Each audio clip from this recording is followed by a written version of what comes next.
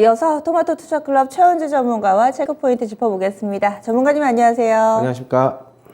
네, 오늘은 어떤 부분을 봐야 될지 첫 번째 체크포인트입니다. 네, 지난 주말에 한미 정상회담이 있었습니다. 그리고 여기에서는 처음으로 이 한미 정상회담 내용 가운데서 이런 이 외환 시장과 관련돼서 처음으로 역대 이 정상회담 중에 가장 처음 언급이 되는 그 사례가 생겼습니다. 이에 따라 한미 수합과 관련된 기대감이 더욱더 고조되고 있는 상황인데요. 이럴 경우에는 고공행진을 하고 있는 원달러 환율에 좀 어떤 영향을 미치게 될 것인지, 또 증시에는 어떤 반응이 나오게 될지 알려주시죠. 네, 지금 바이든 방한을 하면서 그동안에 얘기가 좀 없었는데 한미 통화 스와프가 좀 얘기가 나온 것으로 지금 알고 있습니다. 결국에는 어떻게 한미 통화 스와프는 일정 기간의 기간을 두고 한정적으로 좀 체결이 될 것으로 보고 있고요. 상설화에 대해서는 좀 이견이 있죠. 왜냐하면 미국 측이 우리나라하고의 상설화 필요성이 완전히 충족된다고는 볼 수 없기 때문인데요. 상설화하는 나라는 지금 캐나다, 영국, 유로존, 그다음에 일본, 그다음에 스위스 통화 이 정도가 되고 있습니다. 하지만은 이제 한정적인 기간을 두고라도 통화 스와프가 체결이 된다면은 효과는 좀 바로 좀 나타날 것으로 좀 보고 있는데요. 과거에 2008년 이제 서브프라임 모기지 그때 이제 통화 스와프를 일시적으로 체결을 했고, 그다음에 재작년이죠. 2020년 코로나 사태 때 미국과 이제 일정 기간 두고 통화 스와프를 체결을 했는데요. 지금 1,300원에 육박했던 환율이 지금 안정을 어느 정도는 좀 찾고 있죠. 차트 한번 보시면은 1,290원을 고점으로 인해서 조금 좀 내려오고 있습니다. 최근에 외국인 수급을 좀 보면은 일정 기간에 제가 예전에 이제 원달러 환율 한번 말씀을 드렸는데, 국내 시장 얘기하면서 외국인들이 수급이 크게적으로 좀 들어오려면은 시장이 많이 하락을 한다던가 아니면은 지금 원달러 환율이 좀 안정을 찾으면은 외국인들의 수급은 일정 정도 조금 더 들어올 수 있다라고 제가 지금 말씀을 드렸습니다.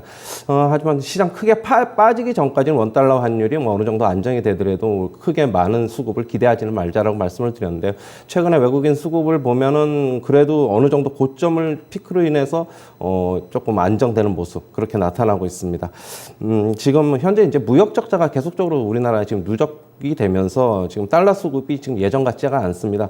그렇게 본다면은 통화 스와프 체결은 여전히 긍정적인 효과를 줄 수 있다고 보고 있고요. 외국인 투자자들에게는 역시 좀 우호적인 조건이 좀 돼가고 있다.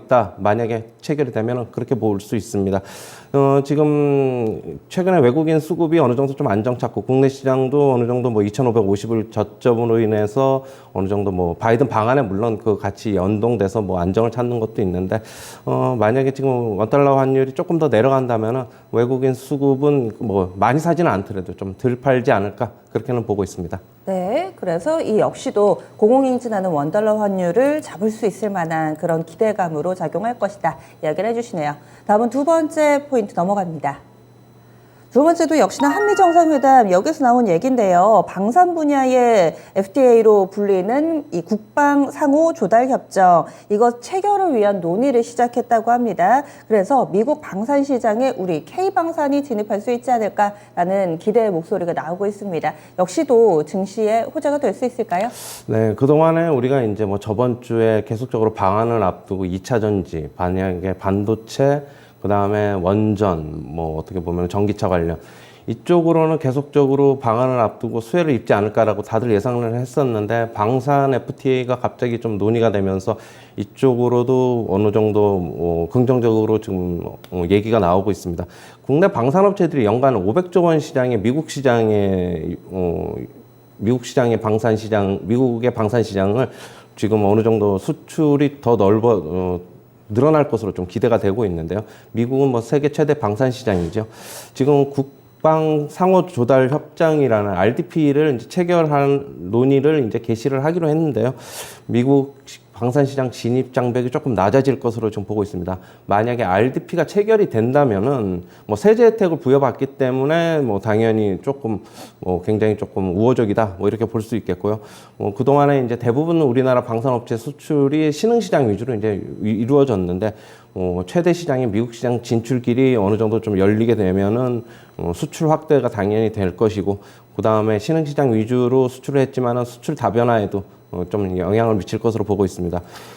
관련주로는 한국항공우주, 그다음에 LIG 넥스원, 그다음에 하나에어로스페이스 등이 있는데 특히 이제 LIG 넥스원을 좀 중점적으로 좀 보셔야 될 것 같은데 유기 무도 체계인 청군과 현무 등이 RDP 수혜를 바로 입을 것으로 좀 보고 있습니다. 최근에 주가 흐름은 그동안에 워낙 좀 많이 올랐기 때문에 조금 이제 빠졌는데 어떤 모멘텀이 조금 실릴 수도 있지 않을까 개인적으로는 좀 그렇게 보고 있습니다.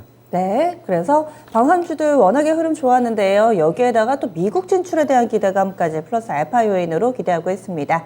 그리고요, 오늘은 추천주 넘어가기 전에 목표가 도달 종목 리뷰해 보겠습니다. 지난 금요일장이었습니다. 네오티스 3월 후반에 제시해서 지금 2달 정도 보유를 했고요. 이 종목 애플카 관련된 종목으로 좀 테마로 묶이기도 하는데 지난주 후반에도 6%나 오름세를 나타내면서 사상 최고가 근처까지 갔습니다. 목표 주가는 6,250원 도달이 됐고요. 이에 따라서 수익률은 17%대 안정적으로 기록되는데 향후의 전략 어떻게 세워볼까요, 전문가님? 네.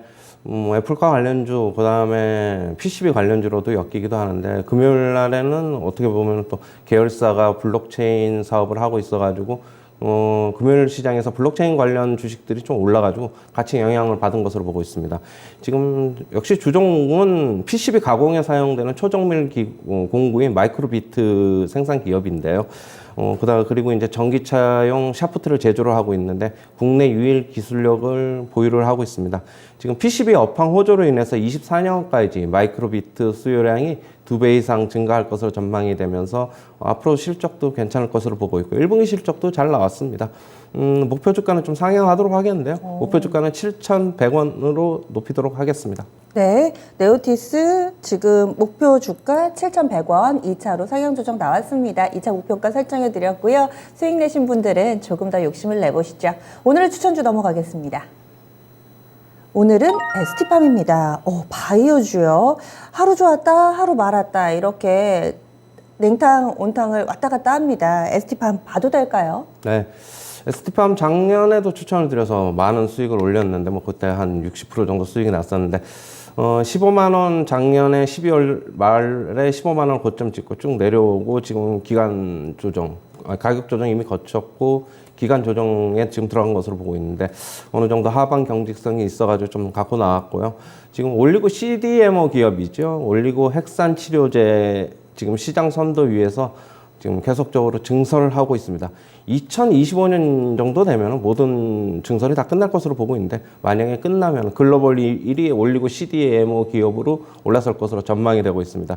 mRNA 원천 기술을 보유하고 있어가지고 수주가 계속적으로 증가할 것으로 예상이 되고 있고요. 고마진 올리고 CMO 매출 증가와 mRNA 사업 본격화로 인해서 성장이 본격적인 궤도에 진입한 것으로 보고 있습니다. 매수가는 시초가서부터 접근하시고요. 목표가는 109,000원, 손절가는 79,000원 제시하도록 하겠습니다. 네, 알겠습니다. 증설이 끝난 이후를 기대하면서 ST팜 추천 나왔습니다. 참고하시기 바랍니다. 이렇게 해서 오늘 장 어떤 점들을 봐야 될지 그리고 주목할 만한 종목까지 알려드렸습니다.